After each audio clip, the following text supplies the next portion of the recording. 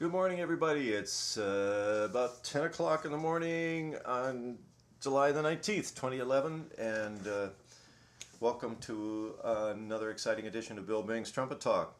And today I wanted to talk about business, the business of music, playing trumpet, and how I've approached it for myself and with my students. And I think it's important to sort of right away state my philosophy and by saying that I think it's a great time to be in music. And I know there are people that say, well, you can't get a job. How can you get a job? Why do you teach people trumpet as trumpet majors? And it's a good question. It's certainly a fair question. And I think the only answer I can give to people is that hopefully that people are doing this because they love it and they have a great passion for it. And I think if you do have that passion for playing, that you should pursue it. If you have great skills and passion for some other field, then by all means pursue that and play trumpet as a hobby, and that's great too. Uh, so the other things that I want to bring up are that a lot of people who are students in college should not wait until they graduate from college to start getting work on the instrument. And I think there are lots of different ways to go about it. You have to be an entrepreneur, certainly these days. When I was starting out in Los Angeles, it was really wonderful because there were all kinds of opportunities for playing with different kinds of orchestras and actually operas, let's see, ballets, choruses, choirs, wonderful, all different kinds of opportunities. And I did some studio work when I was younger, playing for things in television shows that you haven't heard of now, including Police Story and Policewoman and things like that. So that was kind of the mix that I was fortunate enough to be part of when I was in my playing prime.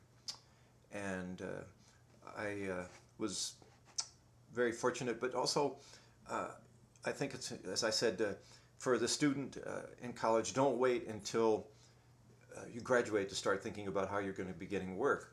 There are some people who are very fortunate, and once they graduate from college, they're going to get a playing job.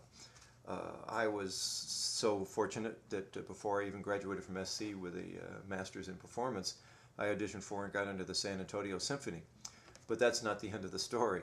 After 2 years in the San Antonio Symphony, I quit San Antonio because it clearly wasn't where I wanted to spend the rest of my life, and I came back to Los Angeles to freelance. Well, after being this big fish in San Antonio, I came back to LA, and I think I had one job in 2 years, and I had a playing slump, and I had to play through that. And we'll talk more about those kinds of things later on. But today's talking about the business of music.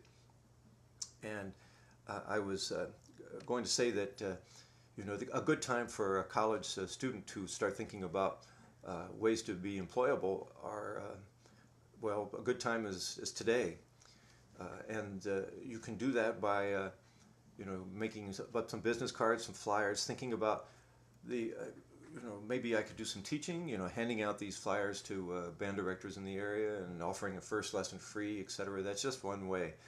I know by the time I graduated from Michigan, I had a lot of students, and I was also playing fairly regularly in dance bands on weekends. So it is possible, and it's great fun too. I mean, that's part of the business now, as I said, for most people. Also, I was very fortunate when I was in graduate school at USC to audition for the job as a brass coach at the California Institute of Technology. And I had great fun doing that one night a week, and it paid $25, which was good in those days, certainly. And it kind of led me eventually into a position of director of bands at Caltech, which I've been doing for many years, 30 years.